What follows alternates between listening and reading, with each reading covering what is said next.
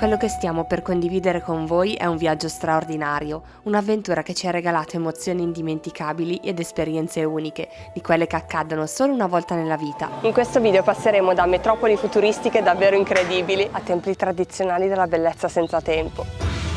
Le città sembrano uscite da un gioco cyberpunk e sono illuminate da milioni di luci. La natura in autunno è di un colore mai visto prima e il cibo è semplicemente delizioso. Questo è solo un assaggio di ciò che vi aspetta. Siete pronti a partire? Si va in Giappone. Ci sono voluti mesi di lavoro e programmazione, ma eccoci. Il viaggio che abbiamo tanto sognato è ora realtà. Da sempre abbiamo tantissime passioni ed interessi legati a questo paese straordinario e ora che siamo qui possiamo vedere dal vivo tante cose che già conoscevamo, ma solo tramite film, manga e videogiochi. Sarà un viaggio itinerante che partirà da Osaka e passando per Kyoto, Nagoya e l'antica via del Nakasendo arriverà a Tokyo, all'oceano e fino ai piedi del Monte Fuji. Abbiamo scelto di volare con Air China perché le tariffe in questo periodo sono molto convenienti. Partiamo da Malpensa e facciamo uno scalo di 6 ore a Pechino. Ci avevano avvertito di lunghissimi controlli in Cina, ma in realtà ci abbiamo messo forse mezz'ora. Quindi se farete il nostro stesso tragitto, uno scalo più breve andrà benissimo. 24 ore dopo arriviamo a Osaka. È già sera e avendo dormito poco ci buttiamo subito a letto. Direi programma perfetto per sconfiggere il jet lag. Primo giorno ufficiale di viaggio. C'è il sole e un po' di vento, ma si sta benissimo. Siamo a inizio novembre e ci sono circa 16 gradi. Usciti dal nostro hotel, troviamo a pochi passi il primo luogo che ci siamo segnati. È il Namba Yasaka.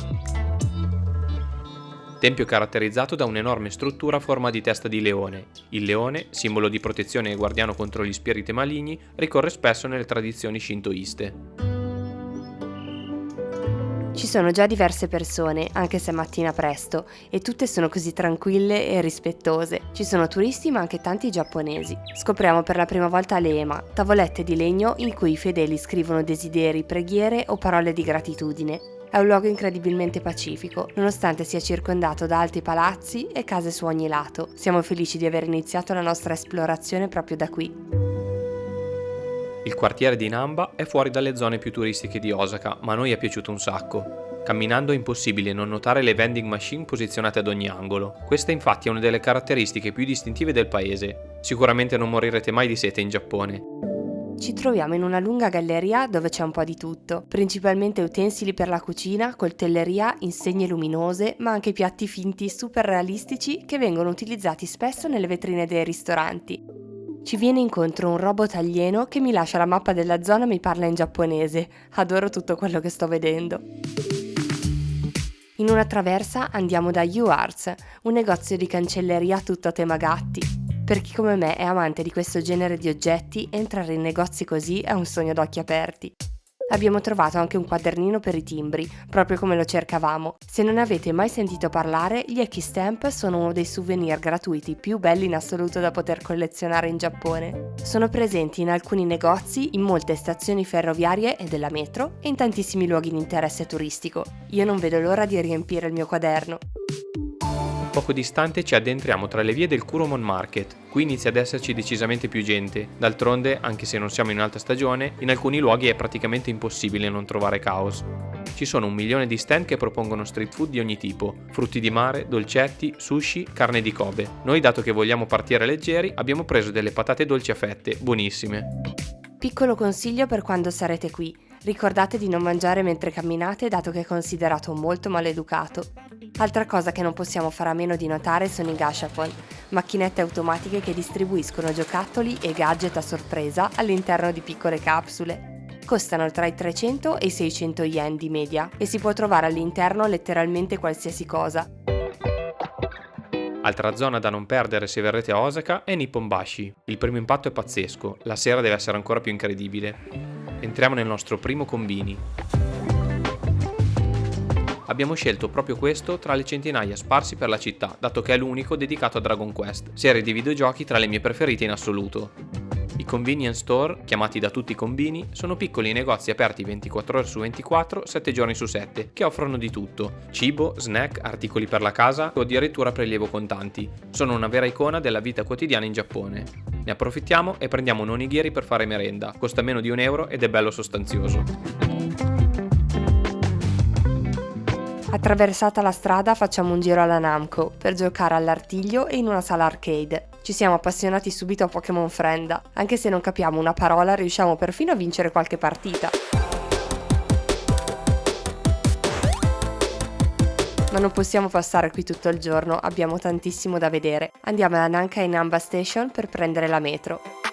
Una delle prime cose che dovete assolutamente procurarvi quando arrivate in Giappone, perché vi servirà sempre in ogni città, è una Easy Card. Ce ne sono 3 tra cui scegliere, si chiamano Ikoka, Pasmo o Suica. Noi abbiamo scelto quest'ultima, ma si equivalgono, una o l'altra è indifferente. Se avete un iPhone è semplicissimo, basterà aggiungerla al vostro wallet per averla per sempre e ricaricarla direttamente da lì.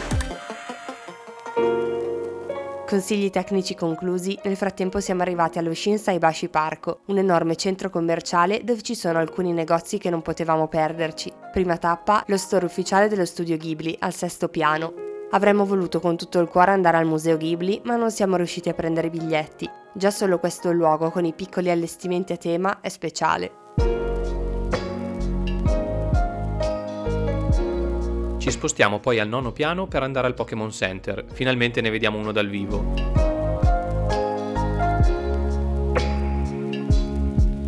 Mentre scende la sera, un altro quartiere ci aspetta.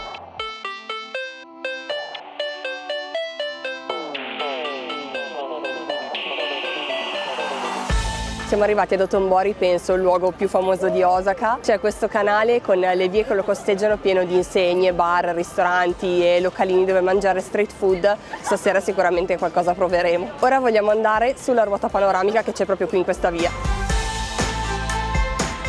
Ci sono così tanti stimoli tra colori e suoni. Il Glicoman, iconico cartellone e simbolo della frenetica Dotonbori, spicca in mezzo agli altri che decorano i palazzi. Molti dicono che incarni lo spirito allegro di Osaka e ci sembra assolutamente azzeccato. Siamo in un posto unico, non c'è dubbio, e così vogliamo provare qualcosa di assolutamente particolare: la Ibisu Tower Ferris Wheel. È una ruota panoramica ovale che gira intorno al palazzo che ospita un Don Quixote, una delle catene più famose nel paese. Il biglietto costa 1000 yen e la vista dall'alto è bellissima.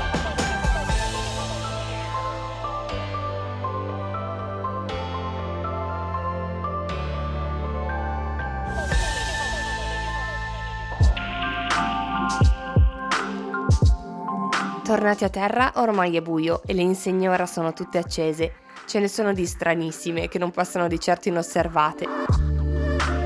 Ci sono tantissimi profumi nell'aria e passiamo davanti a stand con piatti tipici che vorremmo provare. Abbiamo preso una porzione di takoyaki, che sono polpettine di polpo e sono tipiche qui di Osaka. Dicono di stare attenti perché all'interno sono incandescenti, adesso le proviamo. Ci sono piaciuti tantissimo, tanto che vorremmo già prenderli di nuovo.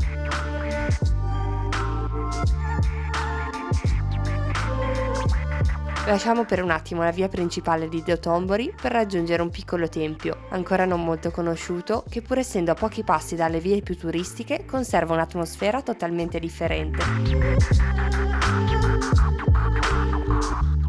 La giornata è stata lunga e non so quanti chilometri abbiamo fatto a piedi, sinceramente, ma c'è ancora un ultimo luogo che vogliamo visitare.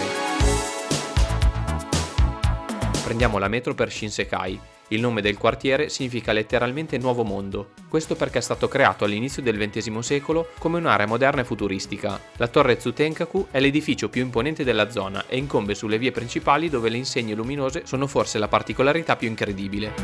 Sono una combinazione unica tra elementi retro e decorazioni eccentriche. Questo stile ci è piaciuto tanto. Shinsekai è il posto giusto per provare il kushikatsu, spiedini fritti di carne, pesce e verdure serviti con una salsa speciale.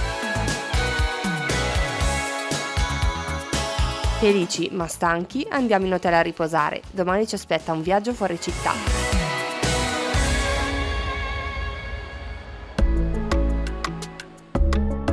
Giorno 2. Salutiamo Osaka e ci spostiamo verso la natura e le montagne. Un treno e un autobus dopo, eccoci a destinazione. E se vi state chiedendo come facciamo ad orientarci così bene, la risposta è Google Maps. È precisissimo e sarà il vostro più fedele alleato in un viaggio in Giappone. Collegandoci a questo, non potremmo utilizzare internet tutto il giorno senza problemi se non avessimo installato prima di partire un iSIM. Noi per questo abbiamo scelto Saily, che è super semplice ed intuitiva da usare, ve la consigliamo assolutamente.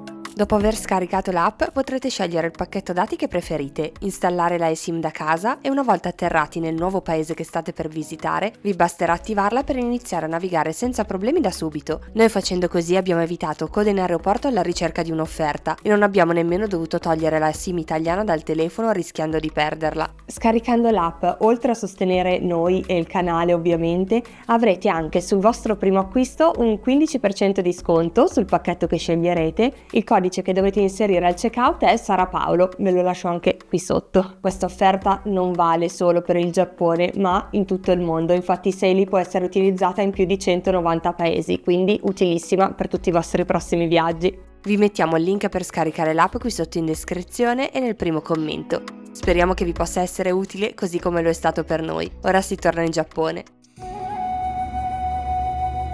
Dopo un'oretta e mezzo di viaggio più o meno da Osaka siamo arrivati al Katsuaji Temple, è una delle tappe che aspettavamo di più. Ci hanno dato anche già 2 cartoline su cui fare i timbri del tempio e adesso entriamo e non vedo l'ora. I Daruma sono ovunque nel tempio, anche nei posti più insoliti, tra le pietre, appese ai rami, a bordo lago e appoggiati alle lanterne in pietra. Queste bambole votive costruite in cartapesta e legno leggero sono simbolo di fortuna, perseveranza e successo. Vengono realizzate con grandi occhi bianchi senza pupilla e c'è un rituale da seguire per attivarle. Si disegna una pupilla nera su uno dei 2 occhi prefissandosi un obiettivo. Una volta raggiunto quest'ultimo si disegna l'altra pupilla completando il Daruma. Oggi c'è un sole splendido e camminare in un luogo così unico e speciale è quasi commovente. Dopo averlo tanto immaginato è ancora meglio di come ce lo aspettavamo. Continuando lungo il sentiero troviamo le diverse postazioni per completare man mano il timbro che ci è stato dato all'ingresso. Quando arriviamo al padiglione centrale del tempio acquistiamo anche noi un piccolo Daruma. Al suo interno si trova un biglietto, un Omikuji, che predice il futuro. Se la predizione è negativa bisogna legarla e lasciarla al tempio, così da evitare il cattivo destino. Indovinate la nostra com'era?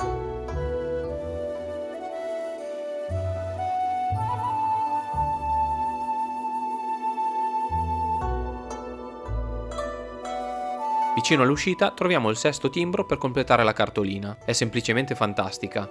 Prima di riprendere il treno che ci riporterà ad Osaka, ci fermiamo in paese Amino per pranzare con dei gyoza. Quanto sono buoni! Torniamo ad Osaka e c'è ancora luce. Il tramonto in questo periodo è intorno alle 17:30. Siamo arrivati al castello di Osaka, non so se riusciremo ad entrare perché è un po' tardi, cioè l'ultimo ingresso alle 4:30 e c'è un bel po' di coda. Tra l'altro non ce lo aspettavamo così immenso, spicca in mezzo al parco, è davvero bello. Il biglietto costa 600 yen, circa 3,70 €. La fila scorre veloce e riusciamo a visitarlo. Il castello è composto da 7 piani e raccoglie opere d'arte straordinarie che però non era possibile riprendere. Arrivati all'ultimo piano c'è la vera sorpresa, un punto panoramico eccezionale che ci ha permesso di goderci un tramonto a 360 gradi sulla città e sulla sua skyline.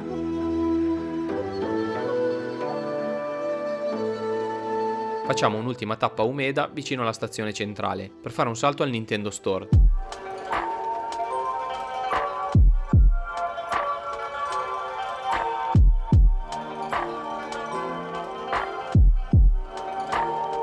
Se come noi amate Animal Crossing, The Legend of Zelda o Super Mario, questa sosta è obbligata.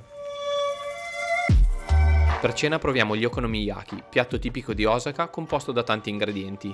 Lo chef lo sta cucinando davanti a noi sulla piastra. Mangiare al bancone ci piace tantissimo. Poter vedere la preparazione dei piatti è parte dell'esperienza per noi. Se ve lo state chiedendo, l'okonomiyaki è fatto da cavolo cappuccio tagliato finissimo, insieme a uovo, una salsa speciale, alghe, carne di maiale oppure frutti di mare. Salutiamo così Osaka, città di cui si parla poco ma che noi abbiamo adorato.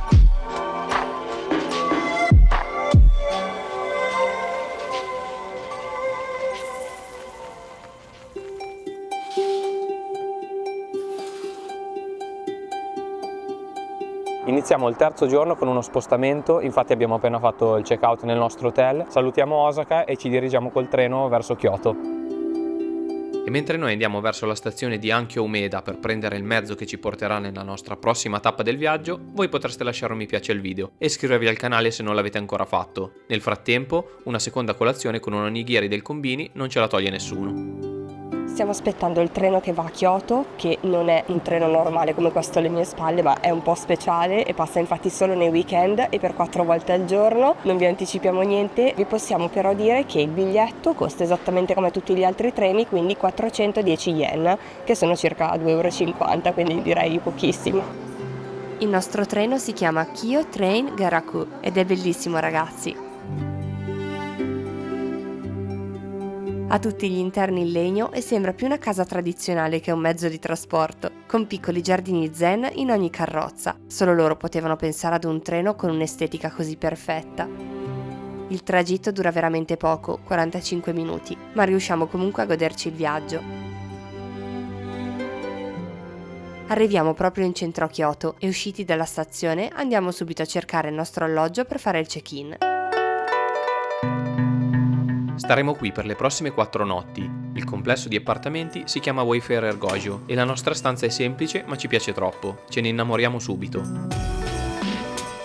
È in pieno centro ma in un quartiere residenziale tranquillo e non turistico. Il silenzio nelle vie ci colpisce, questo aspetto si nota ancora di più rispetto a Osaka. Fin dalla prima camminata capiamo che Kyoto è molto più simile a come ci siamo sempre immaginati il Giappone. Le differenze tra le due città sono infatti evidenti da subito. Raggiungiamo un negozio di kimono vintage di seconda mano con una collezione infinita di modelli, con così tanti colori e decori, alcuni più lunghi e formali ed altri corti da poter indossare più facilmente.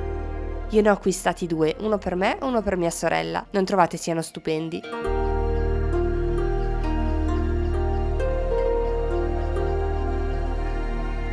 Ormai si è fatto buio e continuando sulla stessa via ci troviamo davanti ad un tempio tutto rosso ed illuminato. Percorriamo la via centrale piena di banchetti di street food, piccoli oggetti ricordo e lanterne. Ci torneremo sicuramente di giorno per visitarlo come si deve. Facciamo una passeggiata serale lungo Chirakawa Canal. Potrei essermi commossa a vedere questo spettacolo, le case di legno che si riflettono nell'acqua e l'atmosfera che si respira ad ogni passo. Impossibile non rimanere incantati.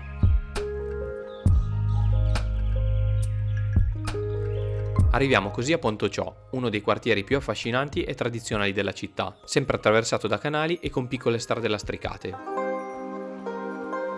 Ci sono tante maciya, case tradizionali in legno che spesso ospitano ristoranti e tea house. È anche uno dei principali quartieri di geisha, ma noi non siamo stati così fortunati da incontrare una di queste artiste straordinarie. Per la nostra prima sera a Kyoto abbiamo deciso di venire in un locale tradizionale che tra l'altro è aperto dal 1926, super carino e intimo e silenzioso per quello che parlo piano. Questo era uno degli ordini e stiamo mangiando i nostri primi udon. Sono fantastici, li abbiamo presi con i funghi, il tofu, l'uovo, le cipolle e anche un gabberone in tempura. Buon appetito!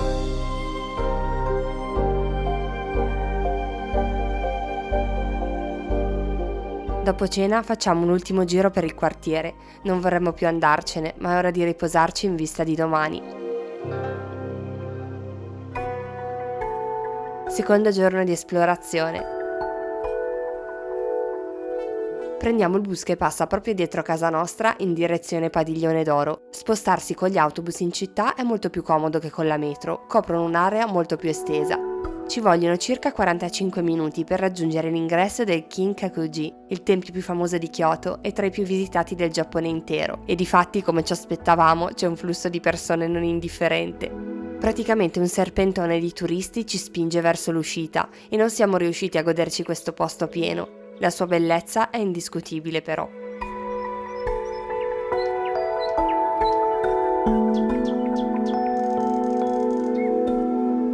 Prima di uscire ci fermiamo alla sala da tè del tempio, dove finalmente bevo il mio primo matcha, il tè verde giapponese famoso in tutto il mondo.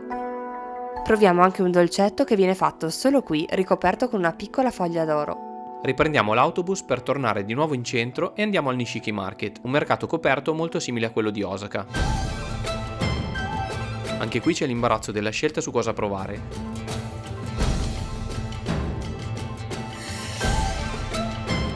Assaggiamo 2 yakitori, 2 spiedini di pollo in salsa teriyaki. Sono buonissimi, ma ora ci si è aperto lo stomaco e dobbiamo cercare dove pranzare. Dopo il tempio di questa mattina siamo venuti qui al Nishiki Market, che dobbiamo dirvelo non è esattamente il posto più economico della città, ci sembrano un po' altini i prezzi. Abbiamo trovato però un localino un po' defilato dove i prezzi sono nella media e abbiamo preso dei gyoza, degli yakitori che sono gli spiedini di pollo che abbiamo provato anche prima, e Paolo ha ripreso anche dei takoyaki, però questa volta la versione al formaggio.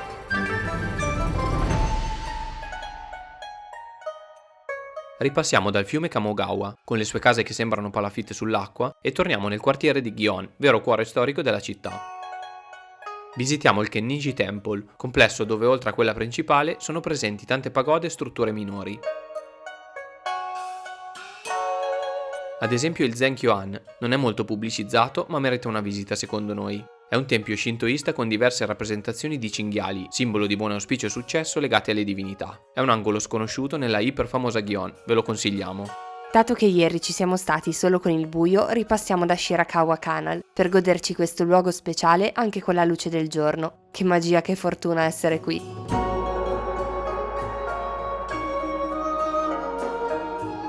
Il sole sparisce in un attimo oltre l'orizzonte ed è già ora di cena. Stasera proviamo un altro piatto, il Kaisendon. Non è altro che una semplice ciotola di riso bianco sormontata da un assortimento di pesce crudo fresco e altri frutti di mare. Ma che bontà, ragazzi! Provare il pesce crudo qui è tutta un'altra esperienza.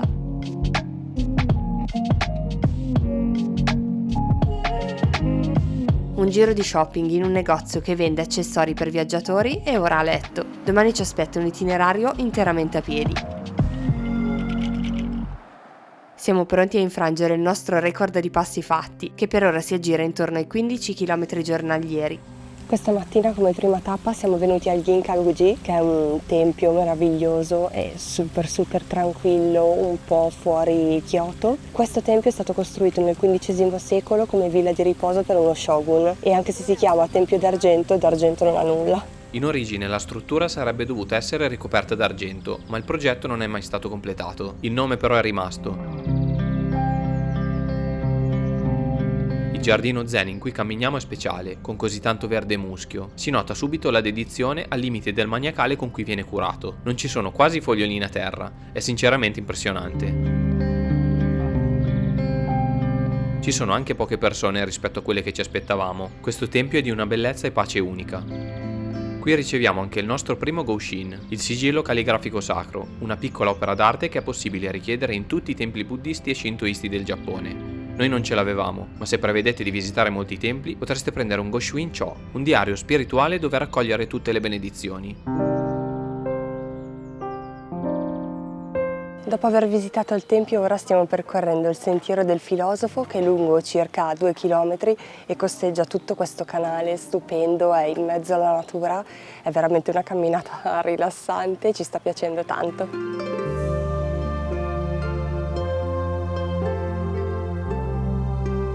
Il sentiero in questa stagione secondo noi dà il meglio di sé, ma anche in primavera con i ciliegi in fiore non deve essere male. Abbiamo incontrato un signore che disegna cartoline a matita e un altro che ci ha fatto lanciare nel fiume una barchetta portafortuna fatta di foglie di bambù e fiori.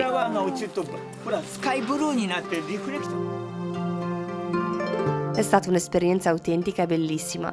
Abbiamo sempre pensato che camminando si fanno gli incontri migliori.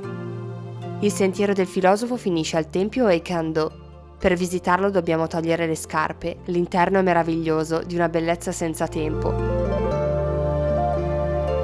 Ci sono tante coppie in kimono. Qui a Kyoto è molto comune vedere le persone vestite con gli abiti tradizionali, anche tanti turisti, ma è sempre affascinante.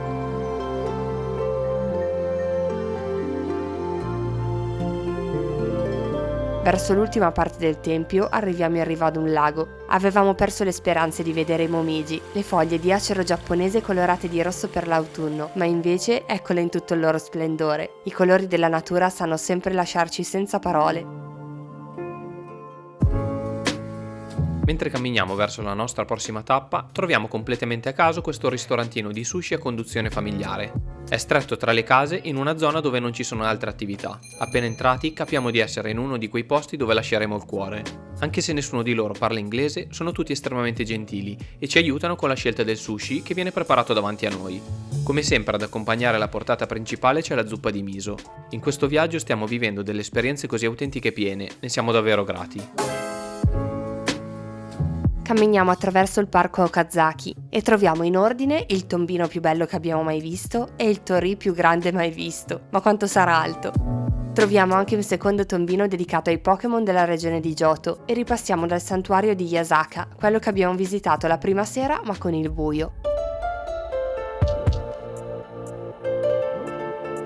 Oggi l'avrete capito, questo itinerario comprende molti dei templi che volevamo visitare a Kyoto. Pensate che si stima che in città ci siano 1600 templi buddisti e 400 santuari shintoisti. Si potrebbe passare una vita qui e non riuscire nemmeno a vederli tutti. Ora siamo al Kodaiji, dove c'è anche una piccola foresta di bambù in cui camminare, è molto suggestivo.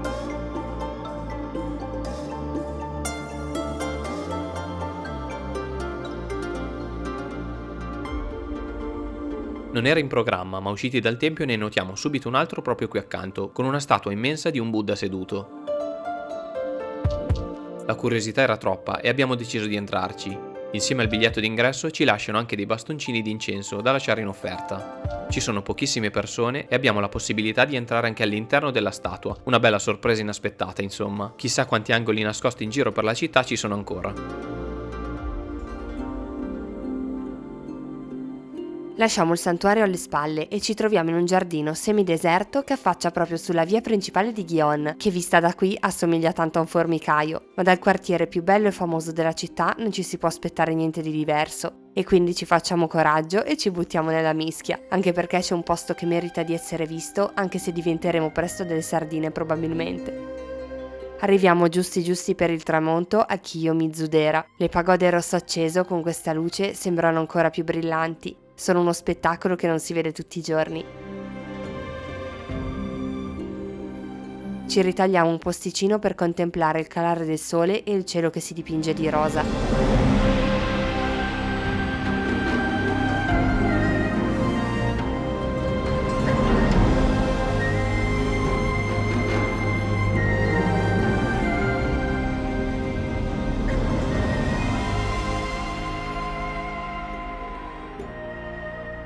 Aspettiamo il buio prima di rimetterci in cammino verso il nostro appartamento, perché non vogliamo perderci nemmeno un secondo di questi momenti così speciali.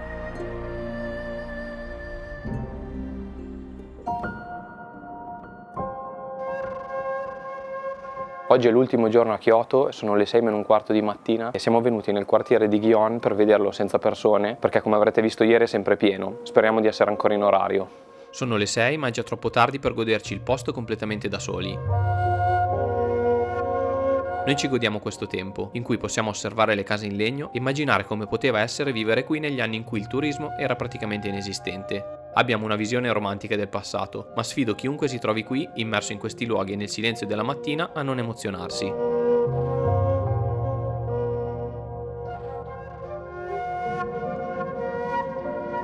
Ora ci attende qualcosa di incredibile, un'esperienza programmata mesi fa e che aspettavamo con ansia. Siamo a Pontociò, in un'antica casa tradizionale, per assistere alla cerimonia del tè.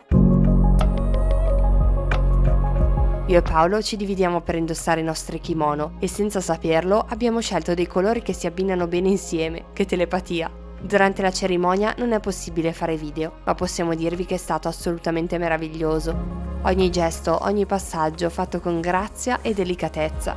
Una tradizione che resiste al tempo da centinaia di anni. Restiamo per un po' nel giardino interno della casa per fare qualche foto. Avete notato che acconciatura stupenda mi ha fatto la ragazza che mi ha aiutato a vestirmi? Mi sento così a mio agio con il kimono, vorrei non toglierlo più. Torniamo in abiti civili e ci fermiamo qui vicino a fare una merenda con un taiyaki. Il dolce tradizionale è ripieno di crema di fagioli rossi dolci, ma noi abbiamo provato la variante alla crema pasticcera. Ci è piaciuto tantissimo. Ci attende ora l'ultima nostra tappa a Kyoto. Siamo seriamente innamorati di questa città e siamo tristi al pensiero di doverla già lasciare. Dopo un pranzo veloce a base di ramen e un nuovo timbro sul nostro quaderno dei ricordi, raggiungiamo il Fushimi Inari.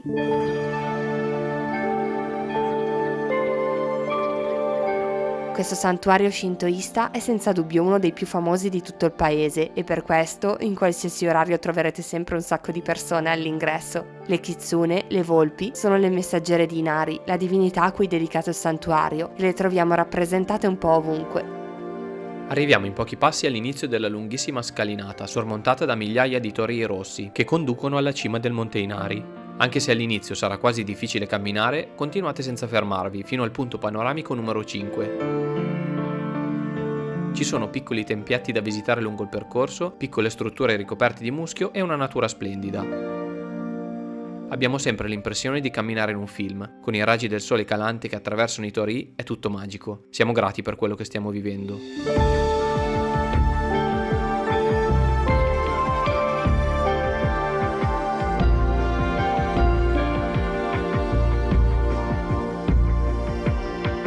Da qui noi salutiamo Kyoto e salutiamo anche voi. Grazie per essere arrivati alla fine del video. Sappiamo che è decisamente fuori dal nostro solito minutaggio, ma volevamo raccontarvi nei dettagli questi luoghi incredibili senza omettere niente. Speriamo che vi sia piaciuto.